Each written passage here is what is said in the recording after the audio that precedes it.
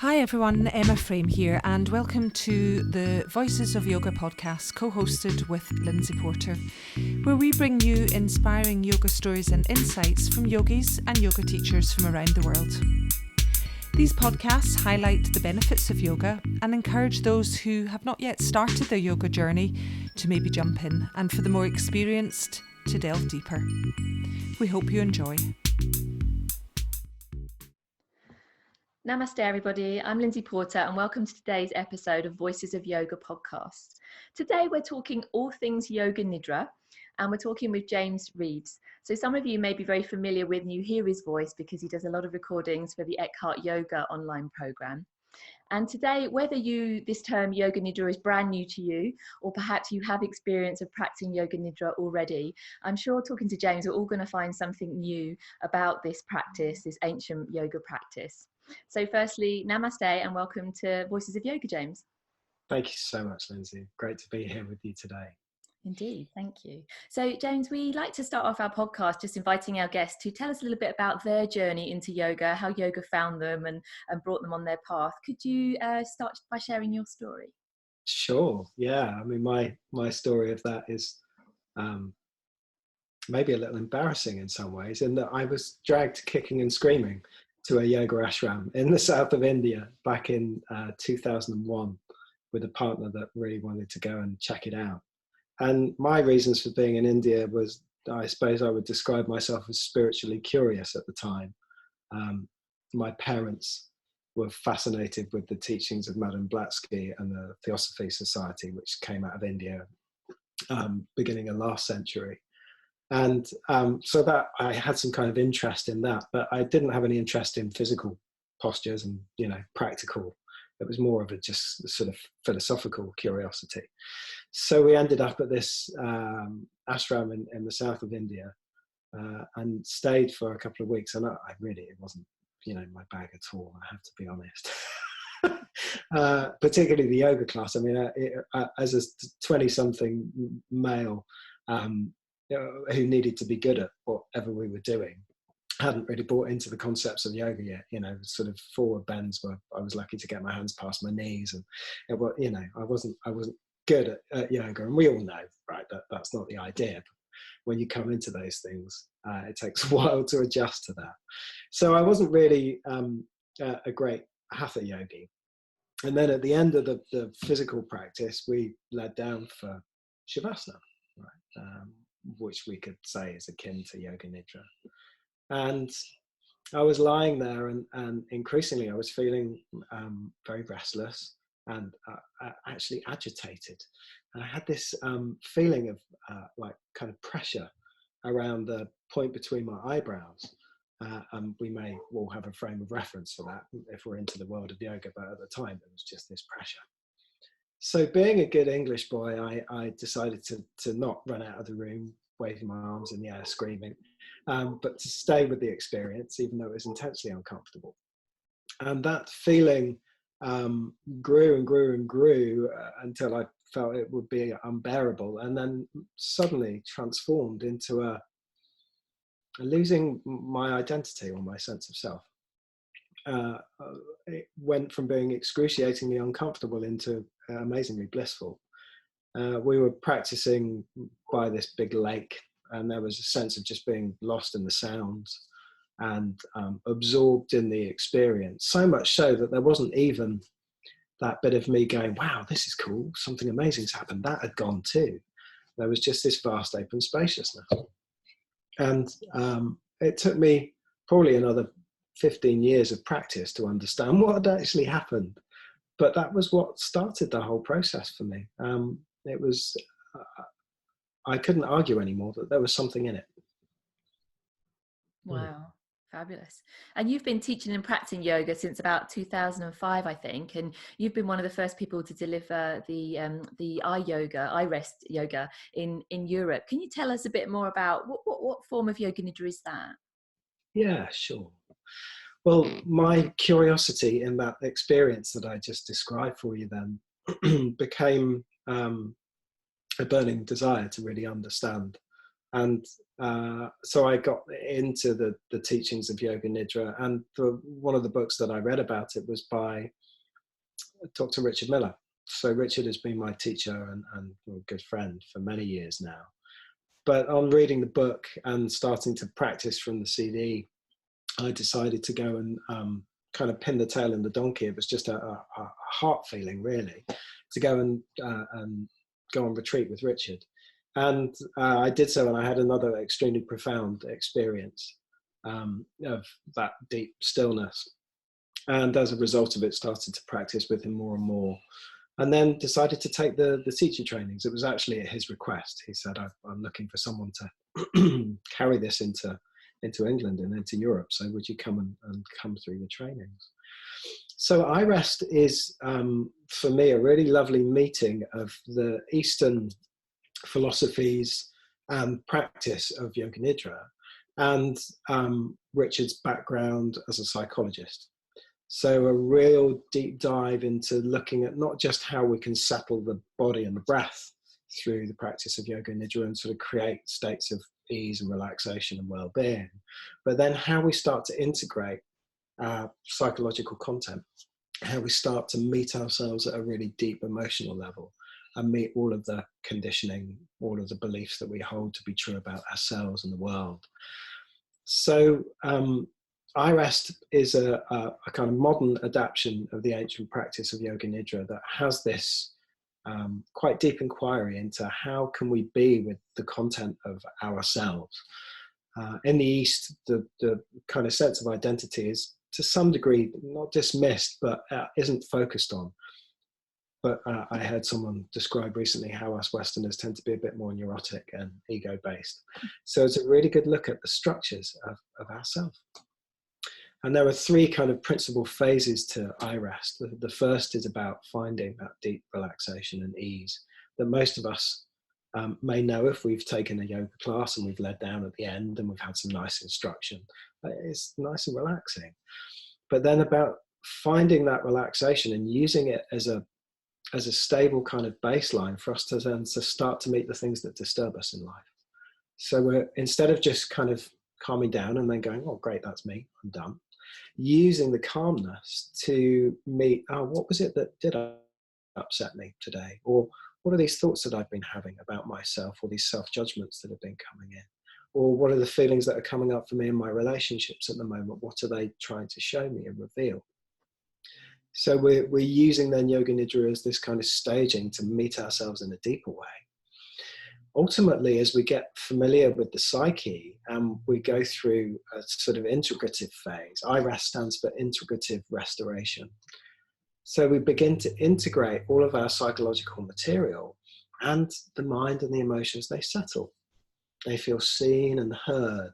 So rather than the kind of hatha yoga approach, which can be more about at certain stages, subjugation of the mind and quietening of the mind and doing that thing of, putting it back in its box.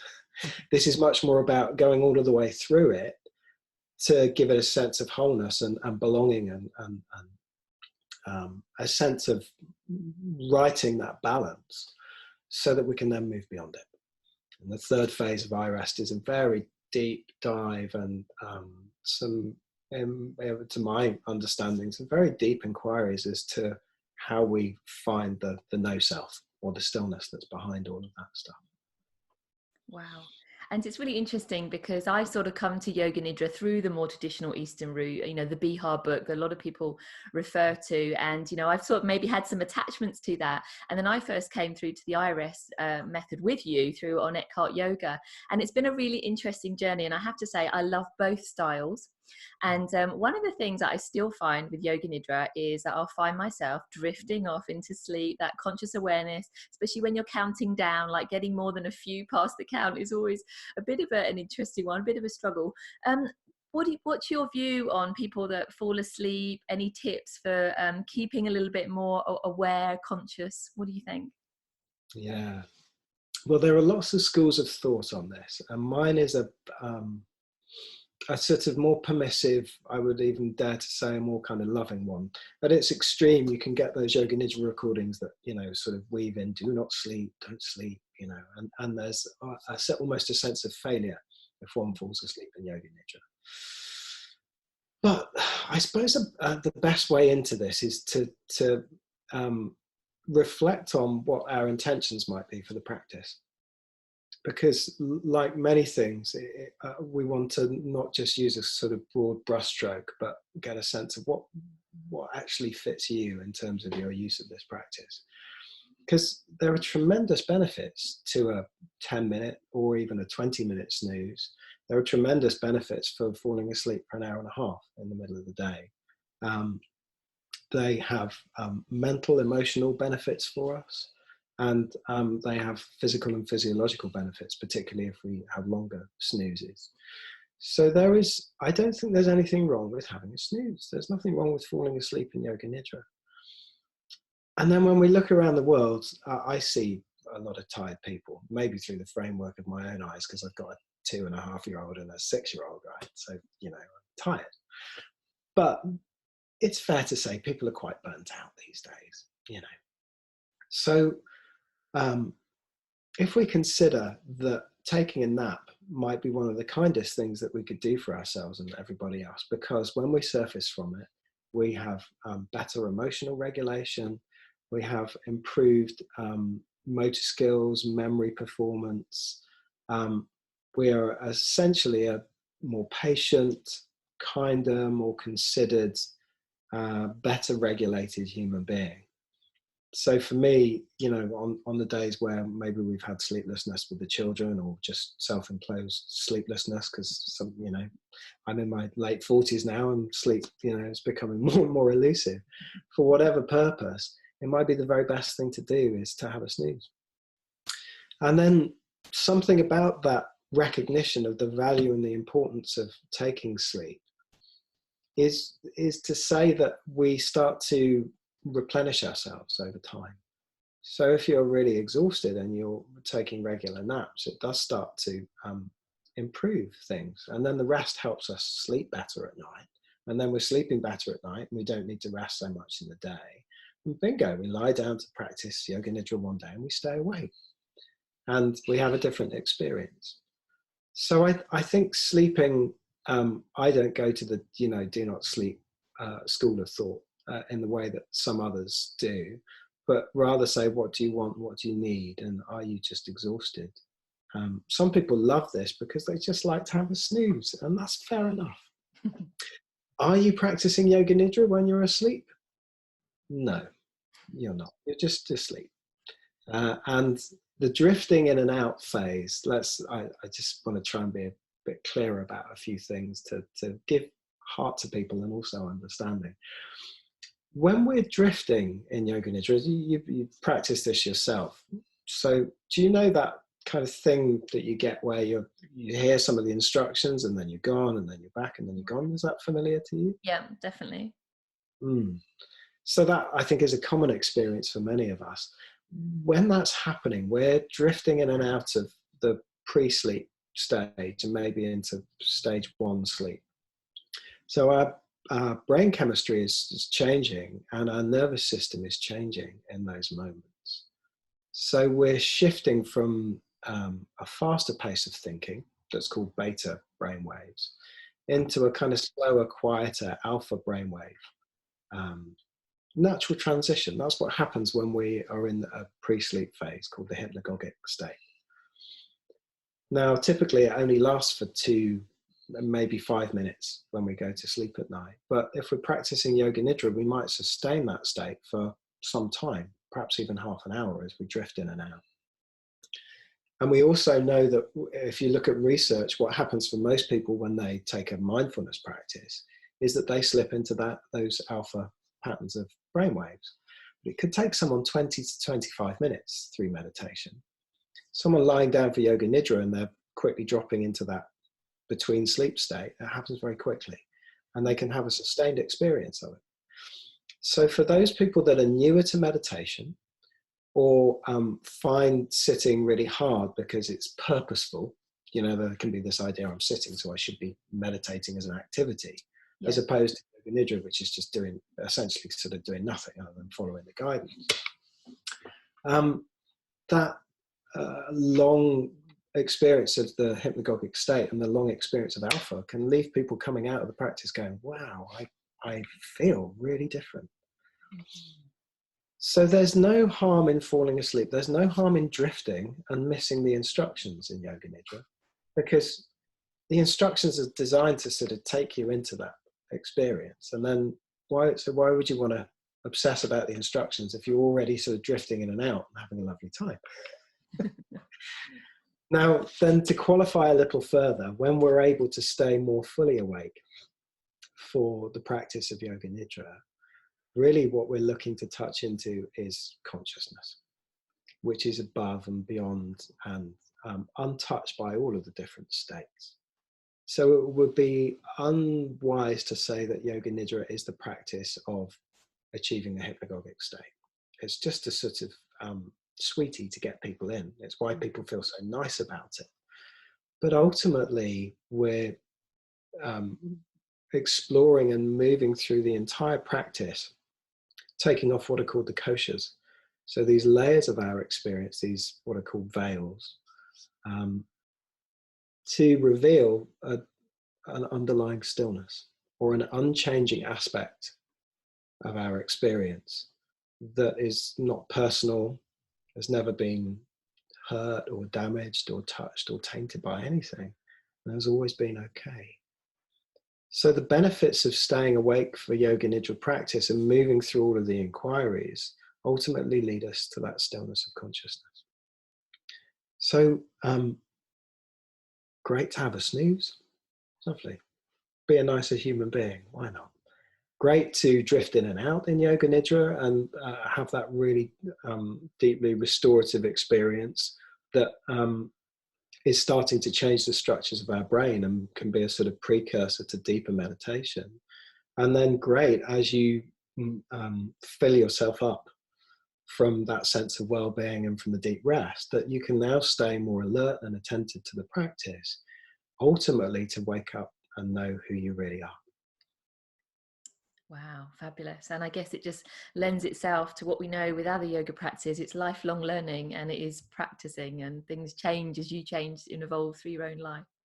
Yeah. James, one of the things I've noticed, and following some of the programs you do, because you do a lovely way of taking people through a program rather than just one-off practices, your voice, it just comes across, it is almost like hypnotic in its sense, and authentic and genuine. Have you just always had that voice, or is that something that's evolved with your own practices? Well, the first thing I like to say is that it's not everyone's cup of tea, in the sense of if you want to stay awake and very alert for Yoga Nidra, maybe you need someone who's a bit more shouty or a bit more clippy, or do you know what I mean? It's very personal.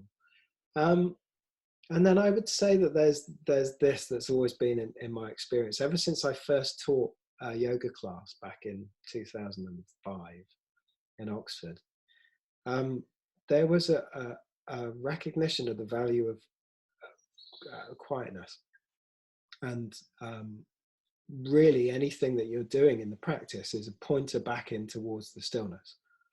So I think the way that we use our voice is really personal, but for me, I've always wanted to offer the the instructions through a yoga practice or a Yoga Nidra practice as a way of expressing and to some degree talking out of that stillness.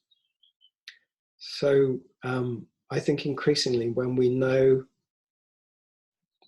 who we really are, when we get the depths of ourselves, it's easier to have that feeling all of the time, because it's more of a feeling, it's less of a thinking. As we feel the interconnectedness, even as I'm talking to you now and I'm conscious of the surrounds in the yoga studio and the bird song and the feeling of the day, that's what I would call being. And then there being a stillness underneath it as the consciousness itself. We're able to speak out of that. And then I think that often transforms the way that we communicate and how we talk. And everyone will have their personal flavor of that. So some people will, still be in that consciousness, but be more animated or maybe more clipped, or, but for me, that was one of the real realizations of sort of, there's a lot of talk about finding your authentic voice. What is that? Well, in many ways, it's just do some yoga practice, find the stillness, and then see what comes out of that. Lovely. It's a lovely way of putting it. And last year in 2019, you've been busy and you've created a book. Can you tell us a bit more about that? What it's about? What's it called? Yes, of course. It would be my pleasure. So I nearly missed this communication actually with 2 young children, and I try not to get lost in technology too much or work too much. I really like to rest and do nothing when I can. So an email arrived in a catch-all website address from a literary agency in London saying, we've heard about your training courses and we really like the story of rest and the website, and would you like to come in and talk to us? So long story short, went for a meeting, and then Gabs, my partner, got involved too. So her background is she's a writer. And we thought, well, what a great synergy to put together Gab's writing expertise and my love and interest in the whole subject of rest and stillness and Yoga Nidra. And we wrote a pitch, which went out to a few publishers. And HarperCollins loved the writing. And it's interesting. So what Gabs has managed to do is create that restful voice that we were just talking about, but in the written form.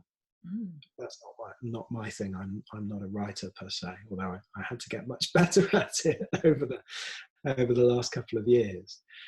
So HarperCollins loved the theme of the book and the restfulness of the writing, and the theme, the Book of Rest, as it became titled, it was published in August last year, and its theme is sort of the conversation we've been having all along. And particularly the conversation about the voice. Its message is saying you are already what you're looking for. And you are not even a you, but the deepest aspect of your experience is whole, steady, unbroken, untouched, untainted, already fulfilled. There's nowhere that it needs to get to, or nothing that needs to be done. Not even Yoga Nidra practice. So the Book of Rest is about trying to reassure people that what it is that they're maybe looking for or seeking isn't in another technique or a solution or a way or a philosophy or a path or any of that kind of stuff. In fact, the Book of Rest is a little bit anti-establishment because it falls into the self-help category. Yeah, we sort of say at the very beginning of the book, this isn't a book about self-help because that suggests that there's a problem that needs to be fixed. This is more about self-love, in that it's a proposal of saying there's already something that you know, and if you're listening to this and you're thinking, that's not me, I don't know this, everyone knows that there is a stillness. And even if you've only caught it fleetingly, or whether you knew it as a child more intimately, it's there. So the Book of Rest starts with this proposition: you're already whole. There's nothing really wrong. And then the rest of the book is about saying, okay, how do you discover that? Well, it's about stopping. And it's about not filling all of the gaps. And it's about learning to create spaciousness in one's life, but mostly about recognizing the spaciousness that's already here. So it's a little play between a few suggestions and techniques and inquiries that are taken out of Yoga Nidra, but more this really heartfelt message of saying there's nothing really broken within you, which for me was really important to hear back in the days. And it still moves me now, even as I speak about it, because I see such restlessness in the world and such self-refusal in people and such struggle. And at its most extreme, a sort of self-hatred, and people using or looking for a technique to get further away from themselves. Do you know what I mean by that? That's sort of, yeah. Like if I could just run a bit faster, or if I could just do this thing, then I'll get to peace. And really our proposal is, well, peace is already here. So just call off the show, have a good lie down. Never ever have I seen an advert or a billboard anywhere that said, you don't need this product or service because you're fundamentally all right underneath. it all, everything's all right. Everything's okay. The whole modern paradigm of what we sort of run around and do as human beings is built on there being problems that need fixing. And, marketing is sort of about creating an anxiety. It's one of the reasons why I'm not very good at marketing from a sort of yoga perspective, simply because I don't want to buy into that thing of like, if you do this, here's the sweetie, here's the promise, right now there's something broken in you, and what we're getting to is a wholeness. So that's really the thrust of the book. I think I didn't do a very good job of marketing it just then, but that's the thrust of the book. I think that's great. Yeah, really insightful and quite thought-provoking, which I think is really good these days because there's so many things out there to read. So I think, that thought-provoking is really valuable. Where can people buy the book, and where can they find out more about you for where you are online or available? Yes. So despite my feelings, which I shared with you fairly honestly and openly, my partner's been great at setting up an Instagram account, which you can find. So that's at Restful Being. You can find us on Facebook as Restful Being too. You can find us on our website, which is restfulbeing.com. And there's a whole list of events and information up there on some of the things that you can come on retreat with me. You can come and take the iRest training course. I understand that a lot of your listenership are practicing yogis and maybe some of them teachers. So most of my activity at the moment is teaching the iRest training courses, because I see that is having probably the most impact in the world right now. If we can share a really lovely global message that there's this wholeness already, that would leave me feeling very satisfied by the end of my life. So that's the Restful Being story. And then the Book of Rest, it's available from all of the usual suspects. I'm not sure how much I should talk about Amazon, because there may be some questions around ethics, but you can buy it on Amazon. You can get it from the HarperCollins website. You can find it in most bookstores. One of the geeky things we've been doing over the last year is going to different places in the country and going, I wonder whether they've got a copy of the book. To the point of, I had a weird experience last year in London where I popped into a Waterstones and I couldn't find the book, so I went upstairs and asked, have you got a copy of the Book of Rest? And she said, oh, so it's authored by, and I said, oh, it's James Reeves and Gabrielle Brown. And clearly then she looked through it, she got to a photo. Yeah. A moment of like, this man is stalking his own book. This is really weird. I bet there's a lot of authors that do that. Yes, yeah. I mean, I probably looked like I was on a massive ego trip right there. Either that, or it was a bit like that old AA advert for fly fishing by J.R. Hartley from back in the 90s. Yeah, so. I remember that. Do you have an audio version of the book out yet, or is that something that's being planned or at some point? There's a version on Audible that both Gabs and I put together. So Gabs does the inquiries sections of the book and introduces the book, and then it's my voice reading. And we've had some really lovely feedback from people, actually. One super guy who runs a big solicitors up in Leicester wrote back to us and said, I bought your book because I really like self-help books, and it really upset me to begin with. And then I liked the voices, and I was enjoying falling asleep to it. So I started to listen to it. And then he reported he went on holiday and found himself really restless and decided to actually try some of the practices in the book. And it really made me weep, actually, reading it. He wrote and said, I've woken up to who I am. I know myself as stillness now. And wow, this is amazing. And thank you so much. I found something that I think will sustain me through my whole life. What a nice thing to share that with you as well as the author. It's lovely. It's really, really, really sweet. It was quite funny. He sort of sent this email that was a bit like, I've never sent a fan mail before, and I'm sure you're a busy author. And I wrote straight back, and it was very personal. And I think there's something really, really nice about keeping our feet on the ground, even when something like a book comes along. We might be like, wow, but we wrote the book, and then the next day the sun came up and life was the same. Super. And so talking about the book, I was wondering if you might be able to share with us or read a little bit from the book, maybe a favourite part or just something that you open up at a certain page. Yeah, sure. I was musing about it this morning, about what I might share, and there were a couple of little sections that I thought might be helpful. So this is the Book of Rest, with the little pillow on the front of it. This subsection is entitled, "How can we show you how to do nothing?" Being able to recognize and allow true rest is vital to us feeling whole, authentic, and balanced. When we stop, we're able to experience the stillness that exists between and beyond our thoughts and self-narrative.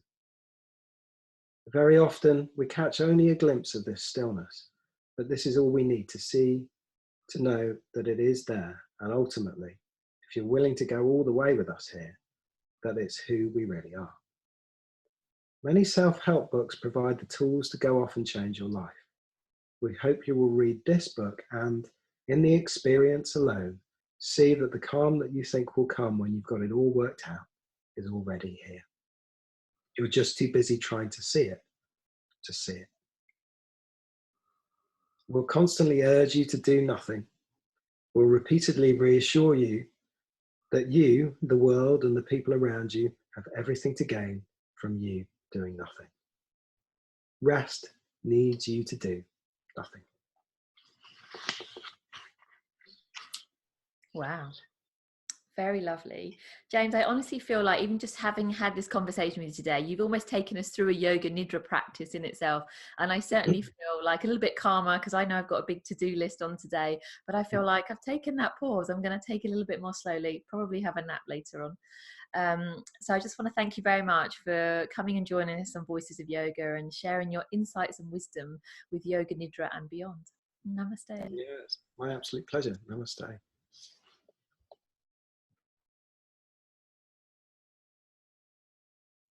So a big warm welcome and a namaste to you this evening, everybody. Thank you so much for joining us in this session. And with myself, Lindsey Porter of yoganidra.com and James Reeves of restfulbeing.com. So I just wanted to start by saying I'm super delighted to be able to facilitate and co-host this session with James. I'm a big follower of his and his Nidra, and I love the work that he does. And it's lovely to be able to come together in this way to help all of us and connect in our community. And really our theme for this evening is about working towards well-being, both at a mental and physical level. So this session, hopefully you will find lots in it, but at least something that helps you to that aim. So to begin with, I wanted to talk a little bit more about well-being. So as a yoga teacher, I'm passionate about yoga for all minds and bodies. And some of the work I've been doing up in Scotland, which where I'm based, has been with the government and the parliament, but also with some mental health charities that are government advisors on mental health policy. And one of the things I really like to share, and I'm hoping you might find this useful, just to help us settle us into this session and the rest of the evening, is about the 5 ways of well-being. So you might have come across this before, it might be new to you, but it can be a useful tool, especially at this time. So what are the 5 ways of well-being? Well, it initially came out of a government think tank back in 2008, 2009. And sorry when I pause there, it's just allowing somebody else to enter. But the government basically asked a think tank of professionals around the country, including psychologists and psychiatrists and mental health workers. And basically their remit was to come up with a kind of theory, a framework that can support us in terms of how do we help keep ourselves on a balanced level? How do we achieve this happiness in our lives on a mental and physical level? And what they basically came up with was a lovely framework, the 5 ways of well-being. So what is that? These 5 ways of well-being, basically 5 words you need to remember. So it's about the ability to connect, so keeping connected to yourself, to others. And I think everything we're facing into right now, we probably already appreciate how important that is. When we can't maybe see people in a way we used to, we find other ways. We're connecting online right now. To learn, so to keep active in that ability to bring on new skills, be curious, find new ways, adapting, and again, so relevant to, I'm sure, what we're all looking at right now. The other thing is to be active. So I know the government's given us that edict to get out, get some fresh air, or online yoga is also becoming very popular right now. So really important to have some sort of movement in your life, even if you're in a house and you can walk up and down stairs. So about finding those creative ways. And the other two things are to give. So what can you give yourself to support your well-being? What can you give to others? You know, maybe it's just give them some of your time, listen to how somebody else is getting on, and also to take notice. So I find those last two, to give and take notice, maybe you need a little bit more practice at doing that, because often we can get used to putting others before ourselves, but it needs to work both ways. So taking notice of how you're feeling right now, you know, what are your levels of apprehension or anxiety or calmness, so that you can take a measure of where you are. And then things like this evening is hopefully a practice that will help you feel your way into that, help your awareness, but also take you to a place of better well-being. So I hope that makes sense. I'm happy to send out some links about more about that. But a really nice way of all of us now just sort of helping ourselves come into this session, come into the space, is thinking about those 5 ways of well-being. If you're in a comfortable place and you're happy to, and you just take a hand up, and then take your opposite hand, doesn't matter which hand you're using, and just take it to the base of your thumb there. And in a moment, what I want to do, and you can do this with your eyes closed or open, is just every time you inhale, slide this finger up your thumb, and when you exhale, slide it down the other side. And you're going to do that. So you're going to go over the thumb and all the fingers. So thinking about these 5 things, these 5 ways of well-being. And then when you get to the end, you're going to come all the way back again. So just move your finger with your breath. When you're ready, off you go.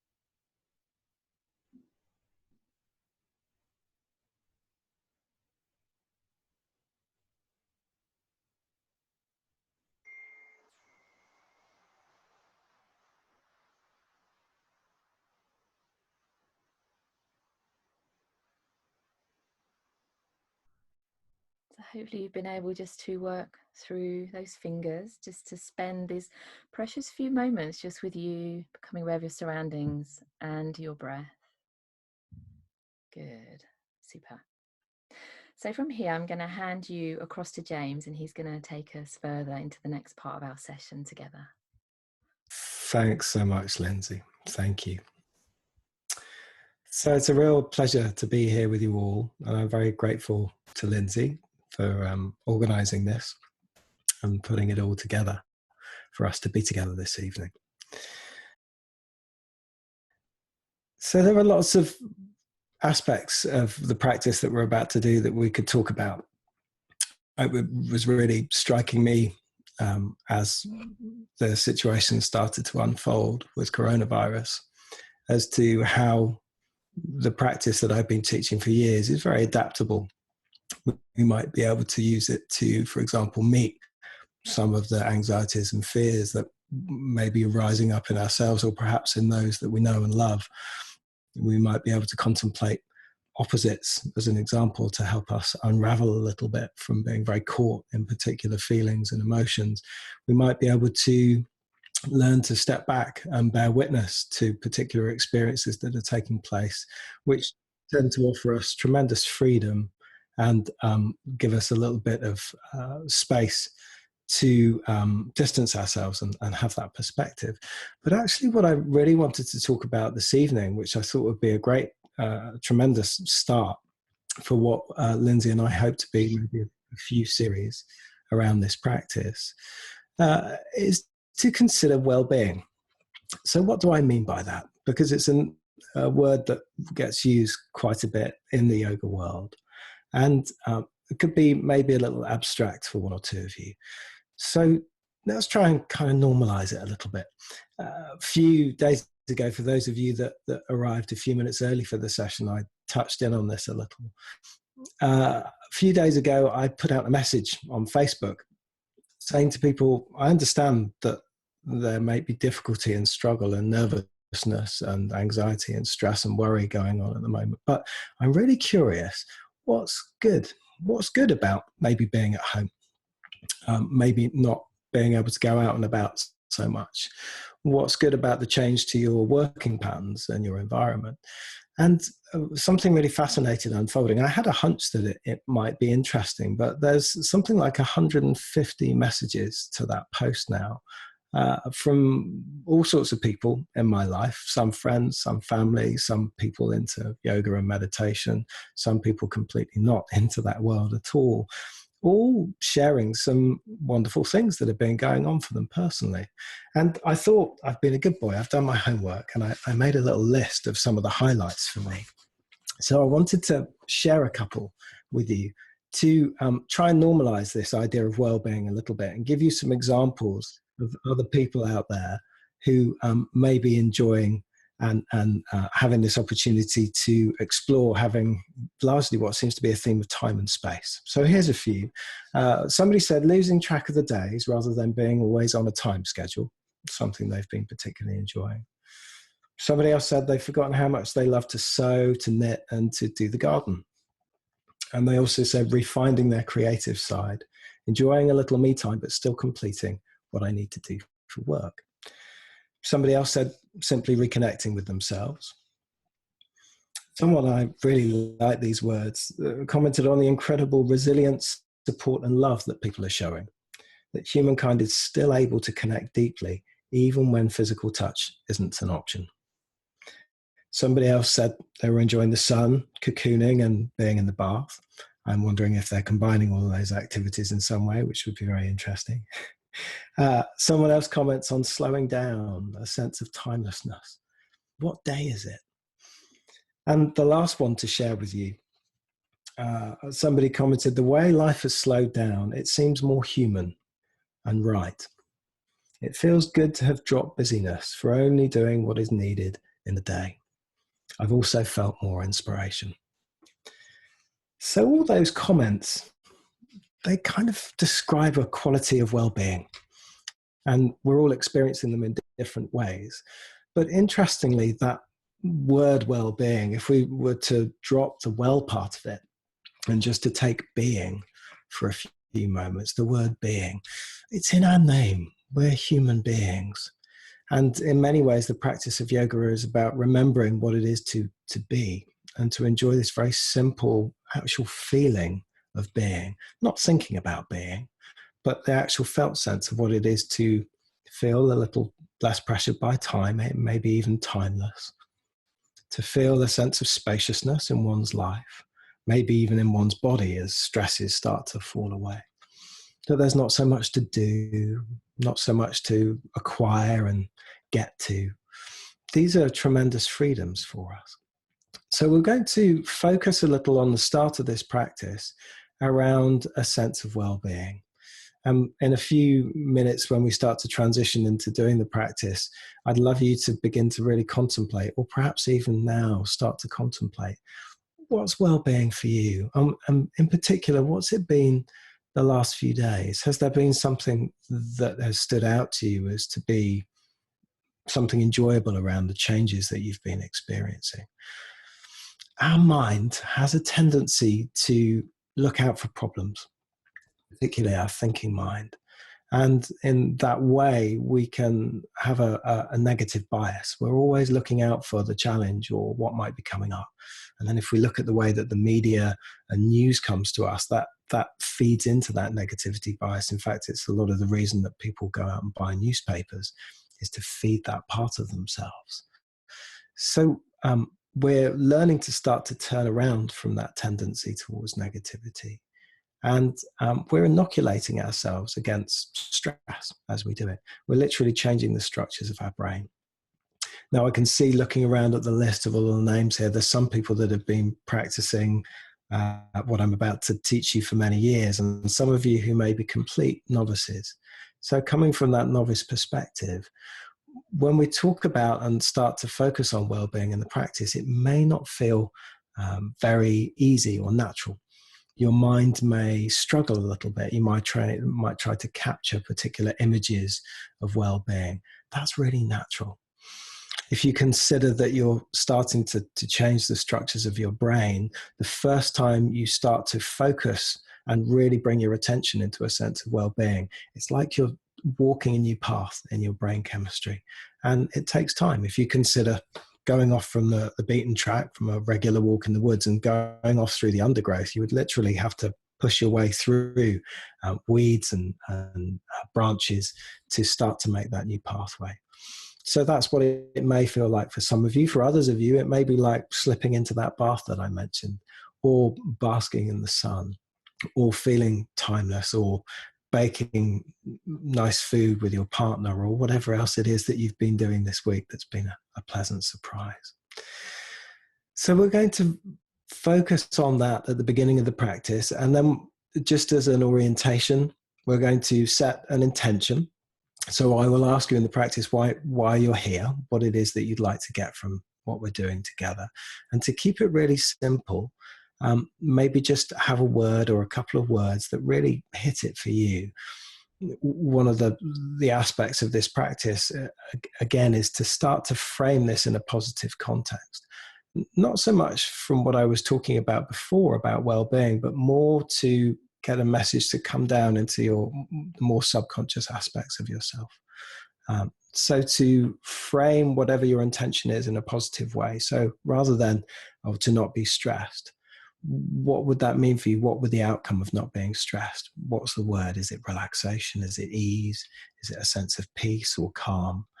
So we're starting to find that word or a couple of words and then whisper it down inside ourselves a few times. So we're helping the mind to settle, and we're getting clear about what it is that we'd like to leave feeling at the end of this.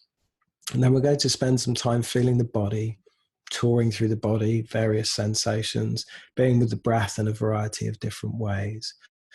And then largely as we come towards the end of the practice, it will get quieter and more spacious.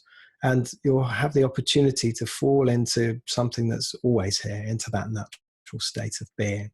As the practice has its effect on settling the mind, and the mind starts to quieten down, it reveals a natural quietessence that's always there in the backdrop, always shining away as this quality of being. So that's the general thrust of the practice. Last couple of things to say, maybe 1 minute, and then we're going to settle in and lie down and hopefully have a very nice Yoga Nidra experience. So if you're new to this, it's quite natural to drift in and out, to hear some of the instruction and then to drift off. Sometimes people report feeling disappointed that they missed out, or I wasn't able to follow all of your instructions. But without wishing to do myself out of a job, my voice isn't as important as your experience of falling into that beingness. So if you're already in a deep sense of relaxation, why would you want to be listening to me? That's the whole purpose of the process. So do set yourself free from the tyranny of kind of having to keep up with what's happening with me, and let yourself fall into a state of this very easy being. And it's also quite natural, if you're new to this, to be quite cerebral, quite in your head, to have a lot of thoughts. So you might have the opposite experience. You just keep drifting off into thinking or worries or anxieties. That's also quite natural. Let that be here and just do what you can to try and stay with the voice and with the practice. What I thought would be a nice thing to do as you all start to settle yourselves in. I'm in gallery view at the moment, so I can kind of see into your lives and into your rooms. But if you'd like to start now to make yourselves comfortable, I thought it would be a really nice thing to do to offer a poem to you. Some of you who are here have heard this one before, but it's a new favourite of mine. And I think it really skillfully describes this quality of well-being and what it is to cultivate it, to start to kind of manifest it in your life and really cherish it. So the poem is entitled A Portable Paradise, and it's by Roger Robinson.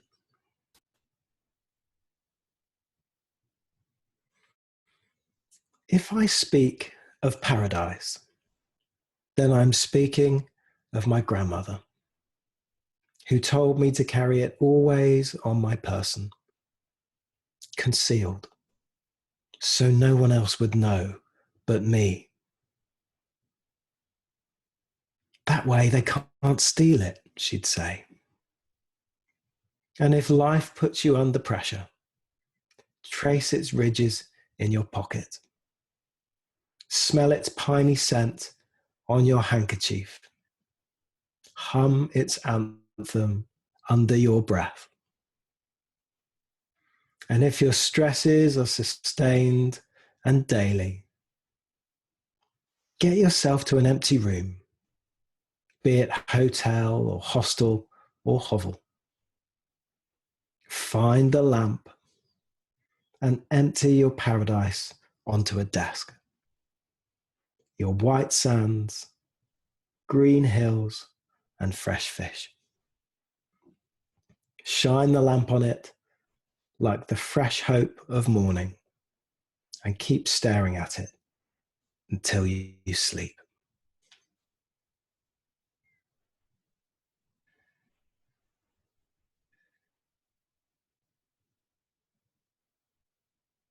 So if there's time, I'll read that again at the end of our practice.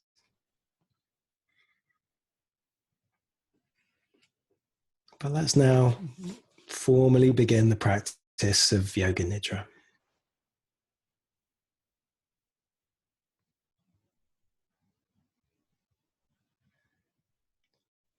So I'd like to invite you to open out your senses and start to take in the different sounds that are around you.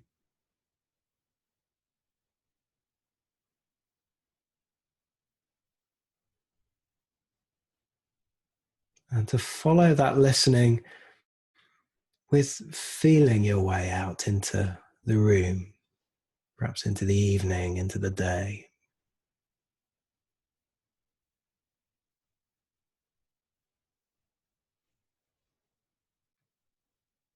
And rather than choosing and refusing different sounds,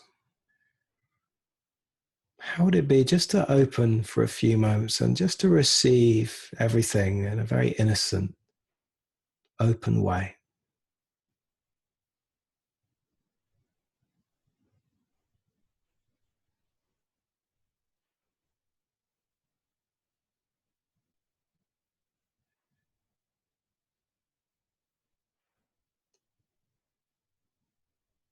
And then begin to trace the listening back and back and start to internalize. So now there's a sense of listening internally within to the body and its sensations.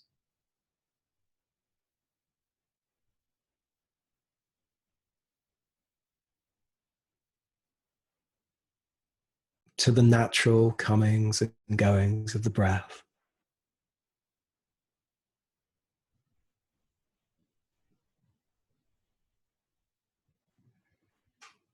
To the dance of the mind, images, thoughts, emotions.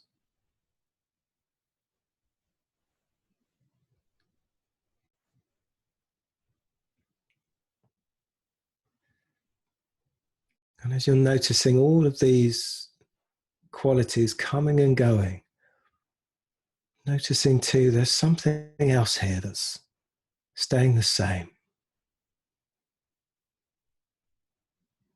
Something that's accounting all of these changing inner and outer experiences.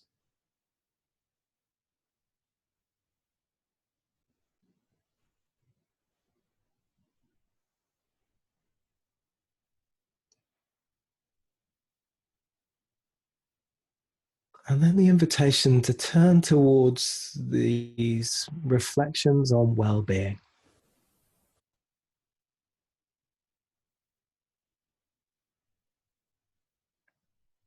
Is there somewhere that you like to go to that's a sanctuary for you?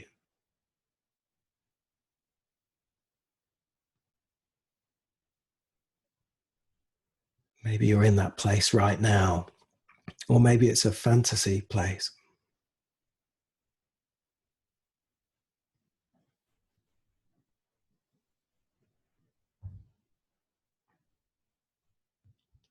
Take a moment to feel your way into it. Really bring it to life. The sounds that you experience there.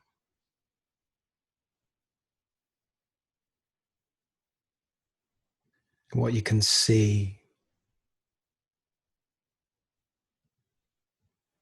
How it feels.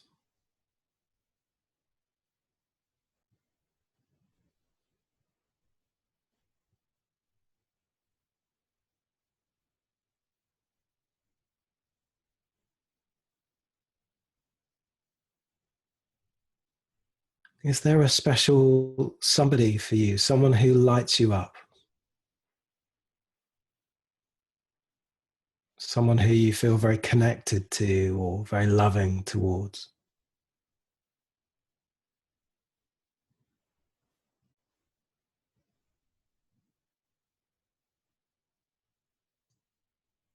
Again, you can start to bring that character to life.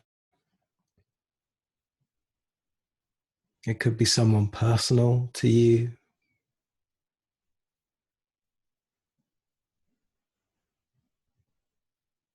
Or maybe even it's an archetype. Maybe it's someone you look up to from history, or a spiritual figure whom you appreciate and admire.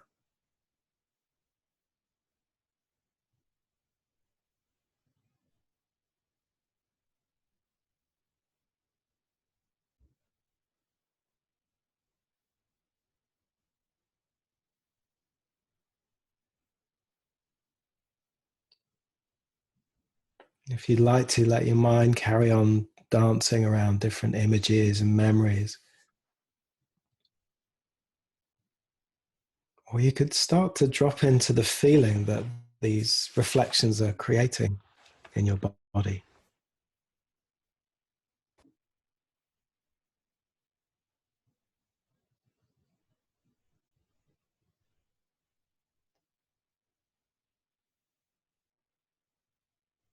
Perhaps a moment to appreciate the way that life has slowed down.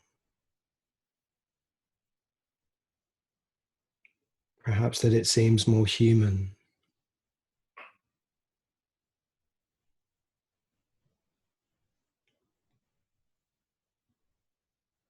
Perhaps just walking in nature.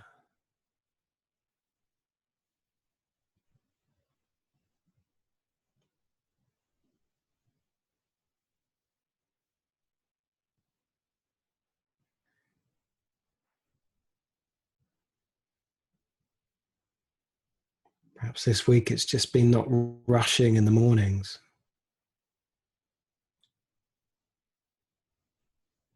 Less driving, more sleep, more headspace.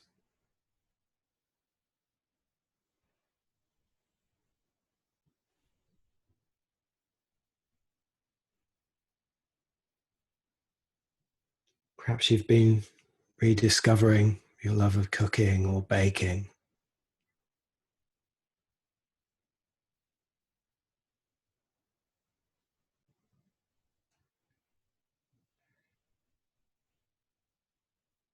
Maybe even feeling your way for a few moments into the gift of more time. What does it feel like to have more time, more space?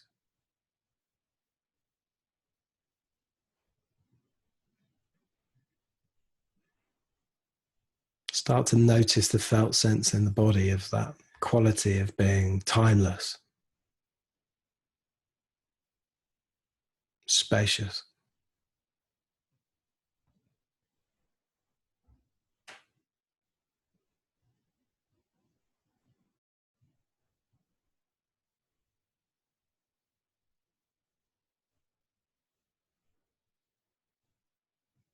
And you might enjoy just lingering in those feelings and reflections for a little longer.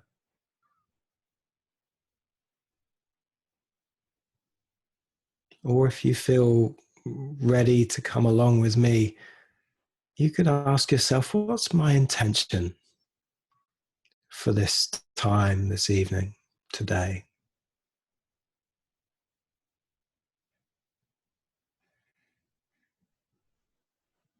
Why am I here?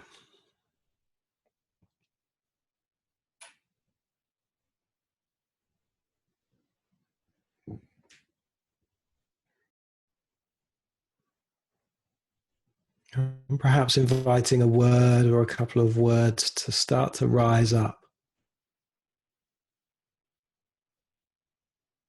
Positive reflections on an outcome you'd like to experience.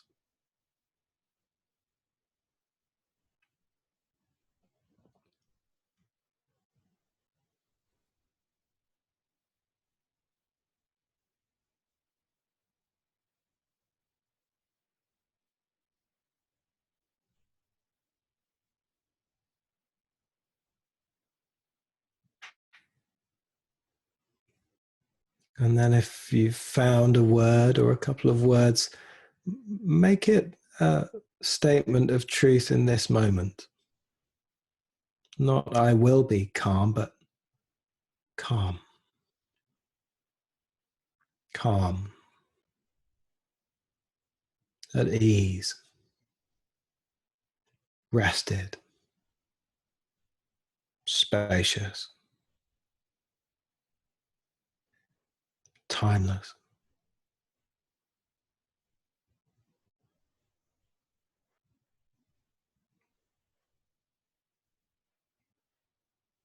Take some moments now to whisper your own word deep down inside yourself.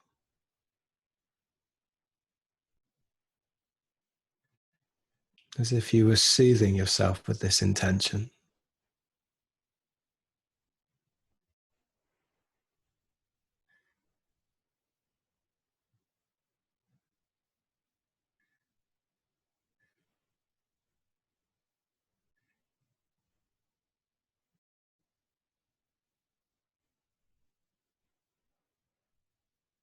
And know that you can come back to this word and these reflections on well-being whenever you'd like to throughout the remainder of this practice.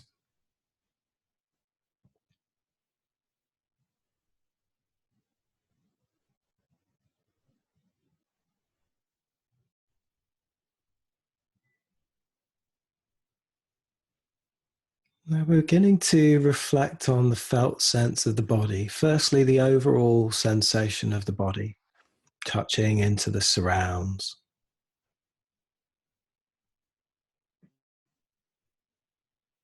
The back of the body.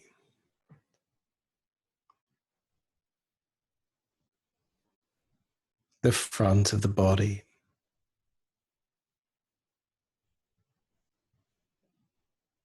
The left side.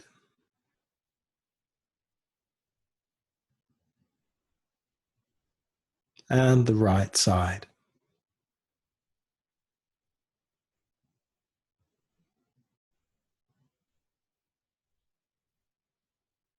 And then feeling both the outward sense of the body touching the surrounds and the inner sense of the body too.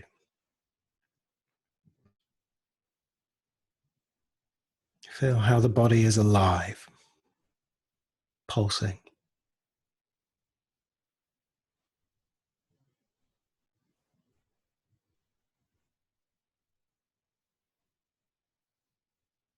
The body expressing itself as you, this unique personality.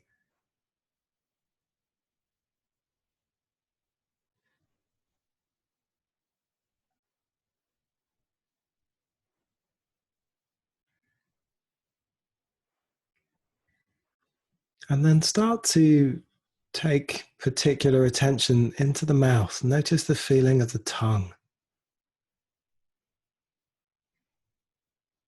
The tip of the tongue.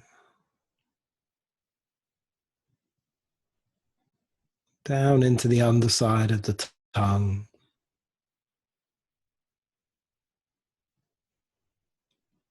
and the floor of the mouth.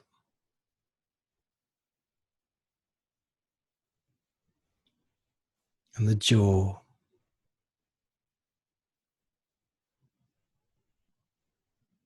And the teeth and the gums.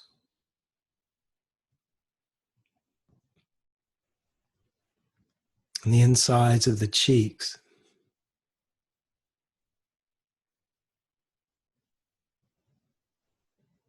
And the upper teeth and gums.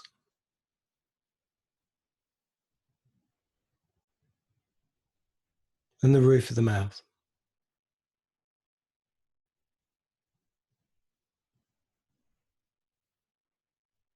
And then the feeling for a few moments of all of that together. Can you feel how the mouth is exquisitely alive, pulsating?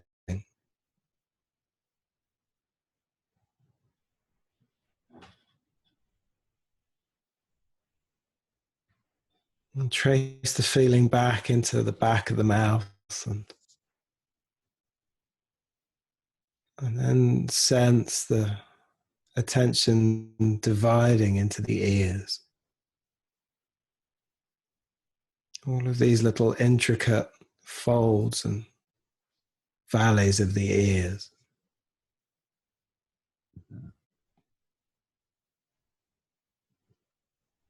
Following the sensation out, feel the earlobes for a moment, the touch of air upon the earlobes.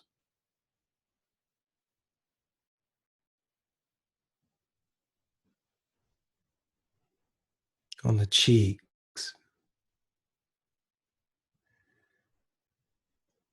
the side of the face,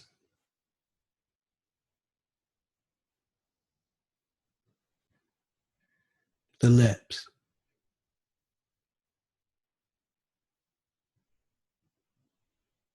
the breath passing through the nostrils.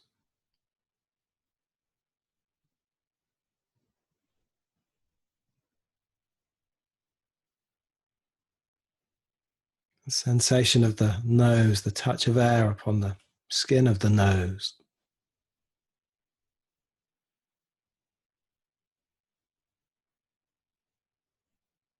The eyes.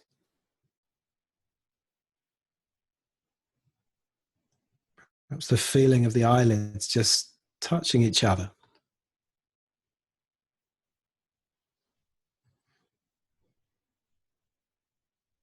And then trace that feeling back into the eyes themselves.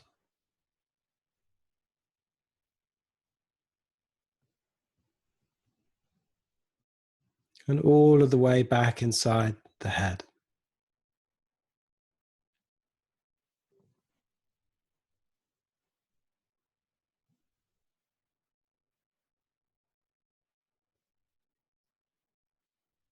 And then notice the soft touch of air upon the forehead.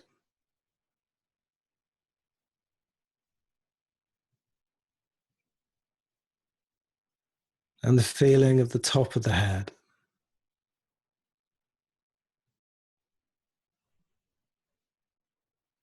And the back.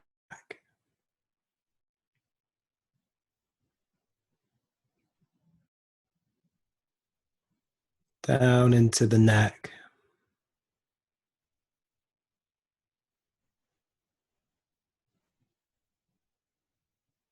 Through the shoulders.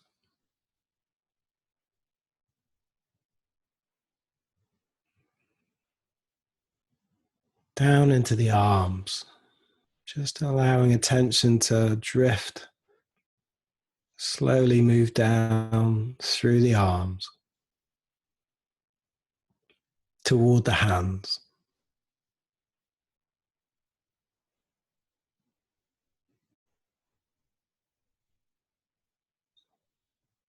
Perhaps there's a sense of heaviness.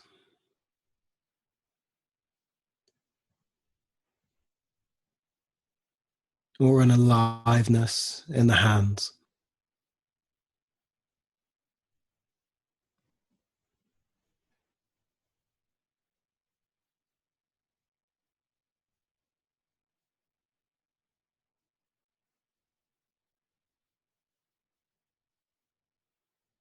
No need to make anything happen, just noticing what's in your first-hand experience as you feel the shoulders and the arms and the hands.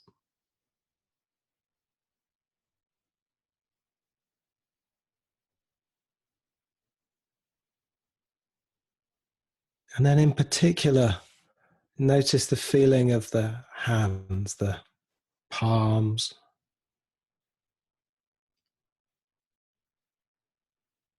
backs of the hands.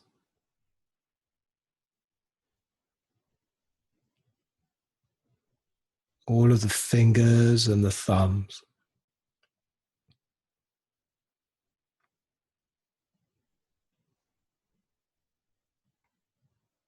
Maybe the feeling of the fingers touching each other or the space between them.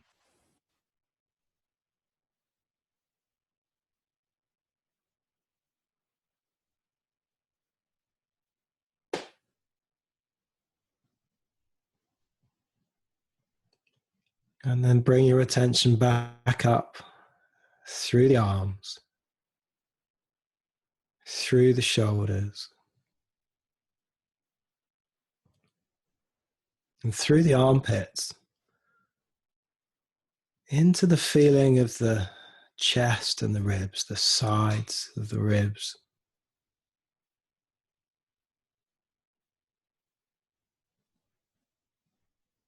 And the front and the back of the chest.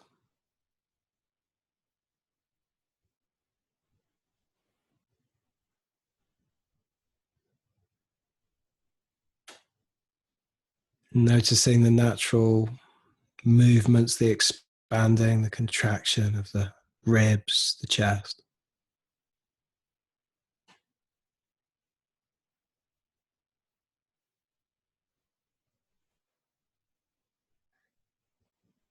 Down into the belly.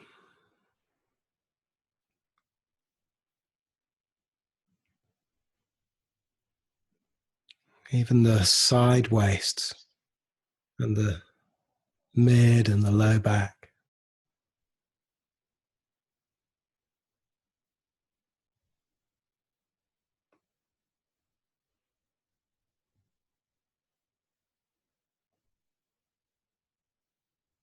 Noticing for a few moments just that very simple experience of life pulsing.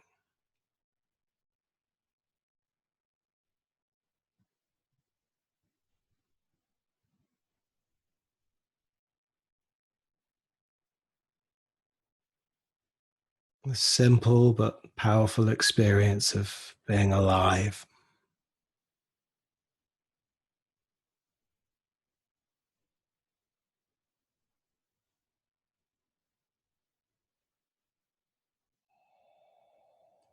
And might you call back in on that feeling of well-being, perhaps draw on that very simple felt sense of being timeless or spacious.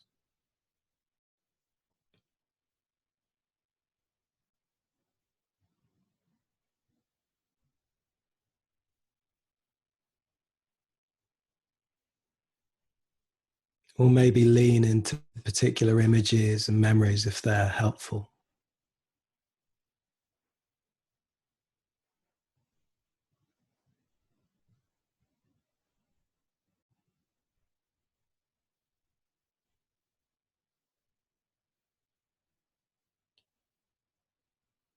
Continuing to move your attention through the body, coming back once again to the belly, the chest.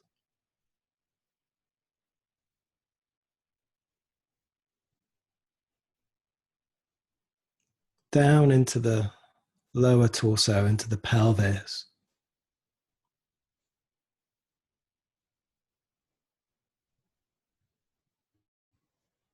The feeling of the thighs and the forelegs and the feet.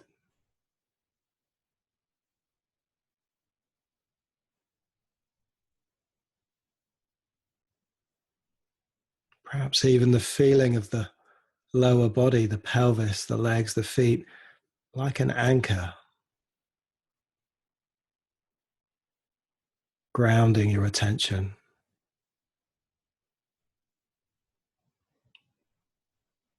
Grounding you.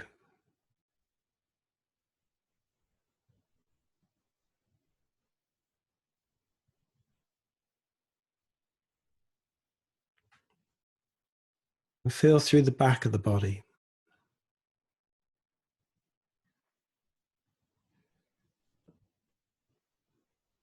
All of the different sensations of touch or spaciousness in the back of the body.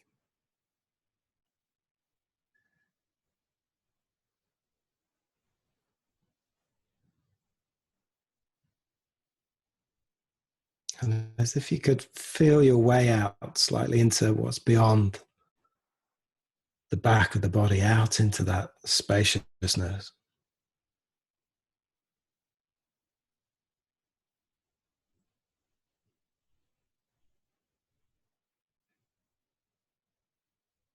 And then through the front of the body.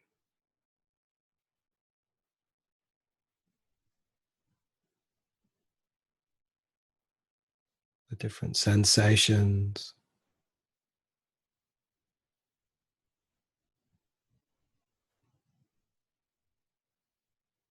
And the spaciousness beyond.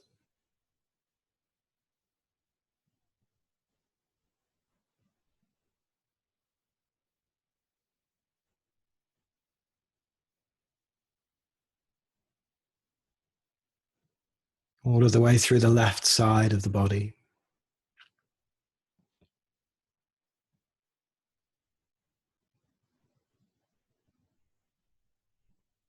And out beyond.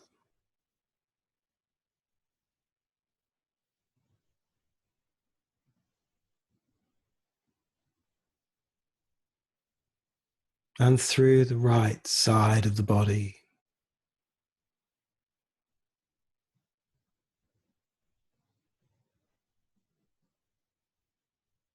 And beyond.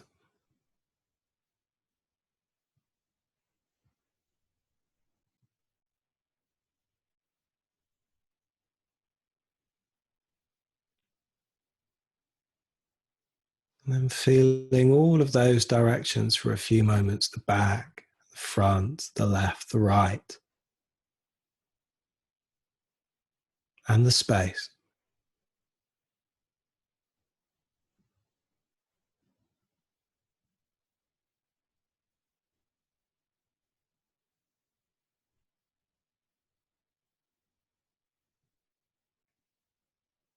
And if you'd like to, you could simply rest here, feeling into that spaciousness and how the body touches it and how the spaciousness touches back.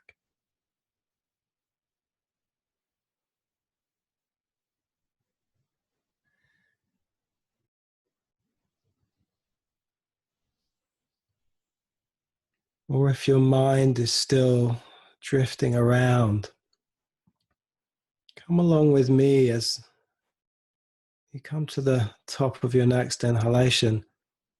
And as you exhale, feel all of the way through the back of the body. And breathing in, feeling the back of the body. And then feel the left side as you breathe out. And breathe in. And then through the front of the body, breathing out, breathing in.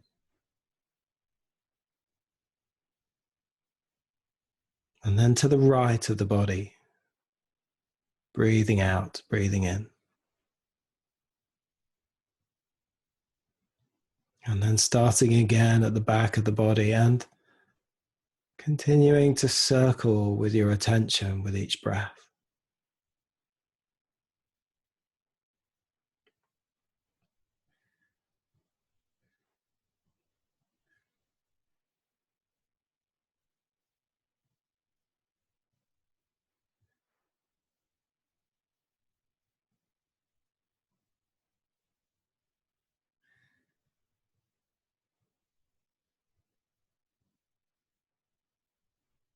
If you find yourself drifting away, then starting once again through the back of the body.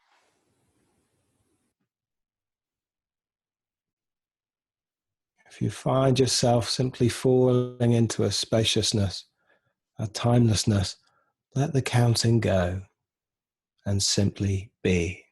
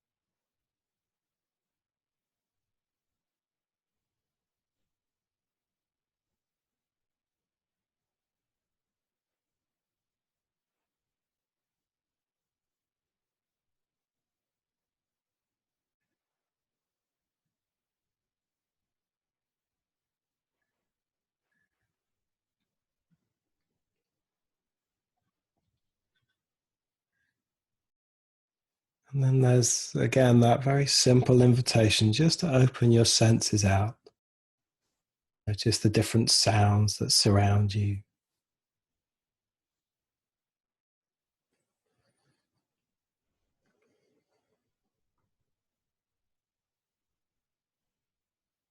And the feeling of your body breathing itself.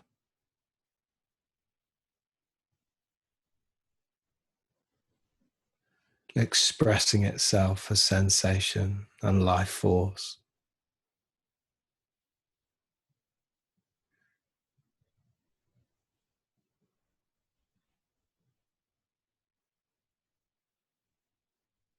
And one last time, touching back into any of those reflections on well-being that you've found helpful. Perhaps a moment of appreciation, gratitude.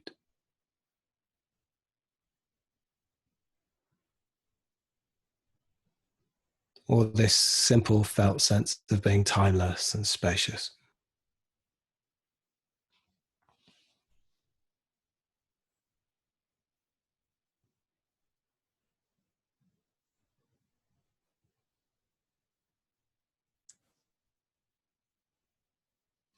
And the practice of Yoga Nidra is now complete.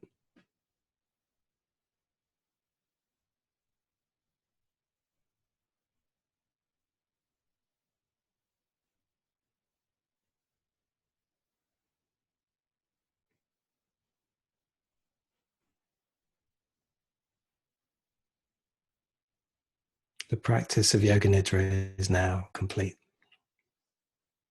But you might enjoy continuing to feel that timelessness, that spaciousness.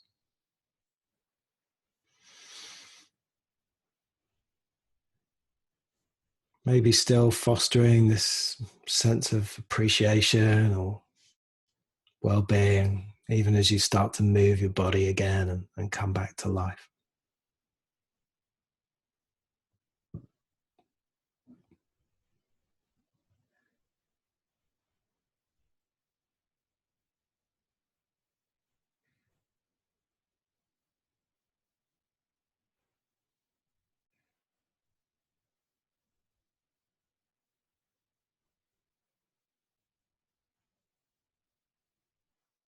You may feel good maybe to very gently move a little as you start to come back up from the stillness.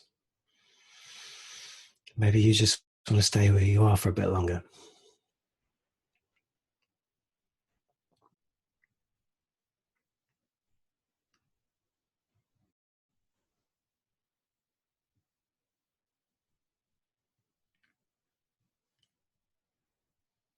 So I'll end as I said earlier with that poem again, just while one or two of you are still coming round.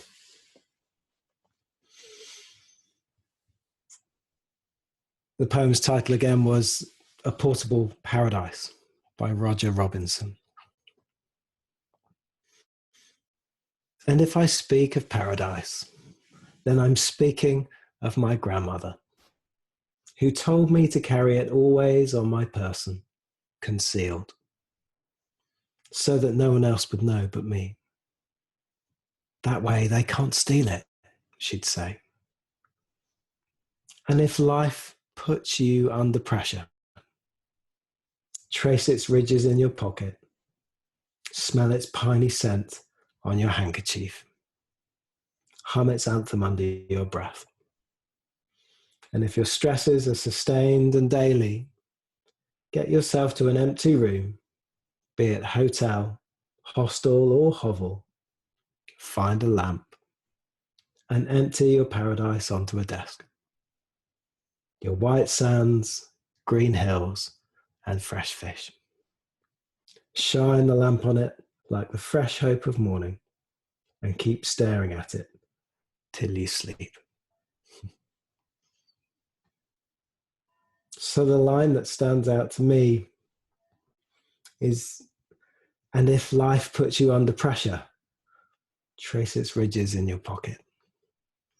And there'll surely be times over the coming days and weeks that life may put you under pressure.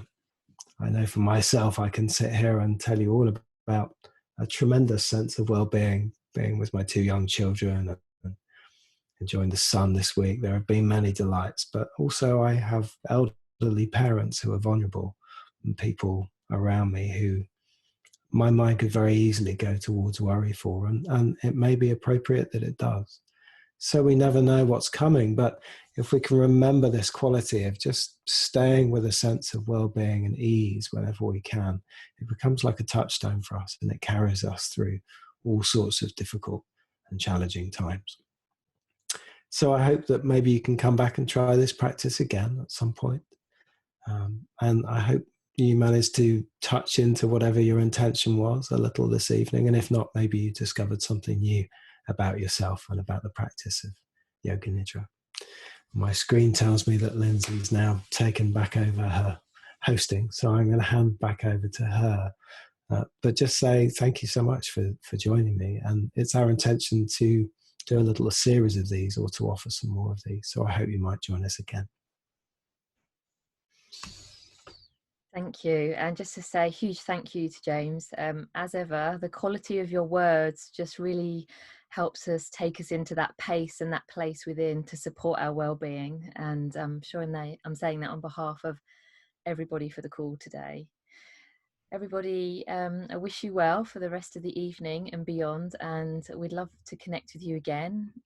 We'll be sending out links and information. So until then, please keep well, send us your feedback and any comments, and I look forward to connecting again. Yeah, thanks so much, everyone. Stay well. Thanks for tuning in to Voices of Yoga, and we hope you feel inspired. You can find more of our free podcasts at www.voicesofyoga.com, and we are on all the main podcast platforms too. We are very open to comments and suggestions, so if you'd like to also leave us a review on iTunes, that would be fantastic. If you would like to know when the most recent podcast is going to be broadcast, you can sign up to our newsletter on the website, and we will drop you an email with that recent update. Voices of Yoga is our passion project, and if you like what we're doing and you would like to support us, it would be very much appreciated. And you can do that through a very small donation on our website on the donation button if you feel so inclined. If you would like to collaborate with us in terms of sponsorship, advertising, or even suggest coming on and being a guest, then please drop us an email at voicesofyoga@mail.com. So thanks again, and we look forward to bringing you another inspiring yoga story next week. Namaste.